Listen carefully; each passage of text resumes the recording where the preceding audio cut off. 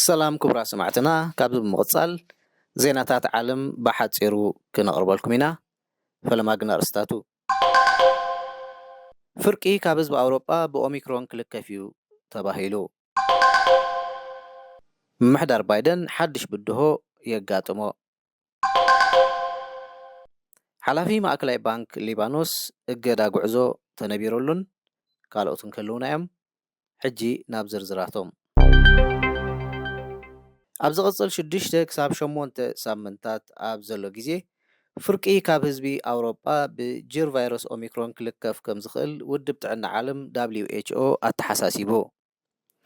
ጅር ኦሚክሮን ካብ ጫፍ ምዕራብ ክሳብ ጫፍ ምብራቕ እታ ኣህጉር ብናህሪ ይላበድ ምህላው ዶክተር ሃንስ ክሉጅ ገሊጹሎ።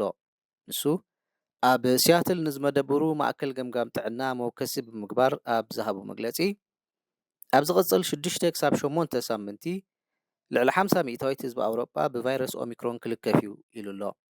እቲ ቫይረስ ካብ ምዕራብ ኣውሮጳ ናብ ሓውሲ ደሴት ባልካን ብፍጥነት ይላባዕ ምህላው ጸብጻብ ቢቢሲ ኣመልኪቱሎ። እዚ ዝኸውን ዘሎ ጅር ደልታ እውን ብሰፊሑ ኣብ ዝላባዓሉ ዘሎ እዋን እዩ። እዚ ትንበያ ዝመጸ ኣብ ፈለማ ሰሙን ሓድሽ ዓመት 2022 ጥራይ ሚልዮናት ሓደስቲ ሕሙማት ድሕሪ ምምዝጋቦም እዩ።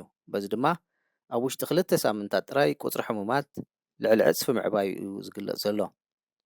ኦሚክሮን ምስ ካልኦት ጅራት ኮሮና ብምውድዳር ልዝብ ዝበለ እኳ እንተኾነ ንዝተኸትቡ ሰባት እውን ከይተረፈ ናይ ምትሓዝ ዓቕሚ ዘለዎ ኣዝዩ ተላባዲ ቫይረስ ምዃኑ እዩ ዝግለጽ።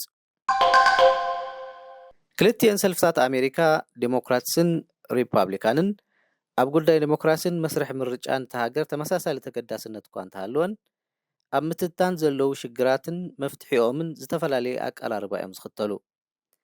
ኣብ ዝሓለፈ ዓመት ኣብ ትሕቲ ቁፅፅር ሰልፊ ሪፓብሊካን ዝነበራ ስቴታት ኣሜሪካ ጽንክር ዝበለ ሕግታት ምርጫ ድሕሪ ምትእትታወን ኣብ ዋሽንግተን ዝርከቡ ኣባላት ሰልፊ ዴሞክራትስ ኣብ ምርጫ ሰፊሕ ጽገናታት ክግበር ክጠልቡ ምጽንሖም ዝፍለጥ እዩ። ትማል ሰሉስ ፕረዚደንት ባይደንን ምክትል ፕረዚደንት ካሚላ ሃሪስን ኣብ ስቴት ጆርጅያ እዚ ሕጋዊ ጽገናታት ንምትእትታው ገለ ስጉምትታት ምኻዶም ዝሓበረ ቢቢሲ እዛ ስቴት ተመረጽቲ ዝበርትዕ ውድድር ዘካየዱላ ኣብ ልዕሊ ምዃና ብሪፓብሊካን ዝድገፉ ሰፋሕቲ ናይ ምርጫ ጽገናታት ዝካየደላ ዘሎ ምዃኑ ወሲኹ ገሊጹ።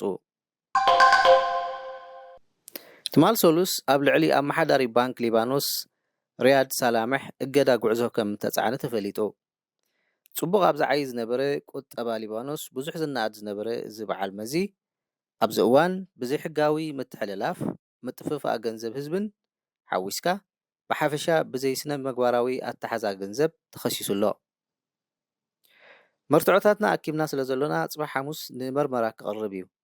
በዚ መርመራ ኣቢልና ክነጻርዮ እንደልዮ ጉዳይ ኣሎ ክብል ጉዳይ ሳምሕ ዝከታተል ዳኛ ቓዳ ንኣልጀዚራ ገሊጹሎ።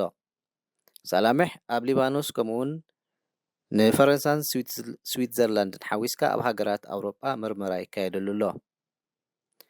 ንሱ ብወገኑ እዚ ኣብ ልዕሊኡ ቀሪቡ ዘሎ ክስታት ፖለቲካዊ ልርኺት ዘለዎ እዩ፣ ካብዚ ዝተረፈ ዝኾነ መሰረት ዘይብሉ ውፅእ ጥቀነ እዩ ክብል ክሒድዎ ኣሎ።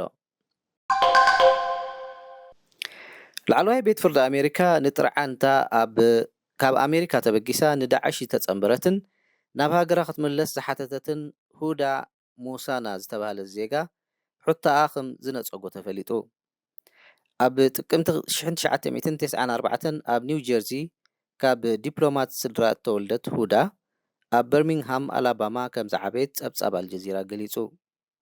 ሁዳ ብኦንላይን ኣኽራሪ ዝዓይነቱ እስልምና ክትስበኽ ድሕሪ ምጽናሕ ኣብ 2014 እያ ናብ ዳዕሽ ተጸምቢራ።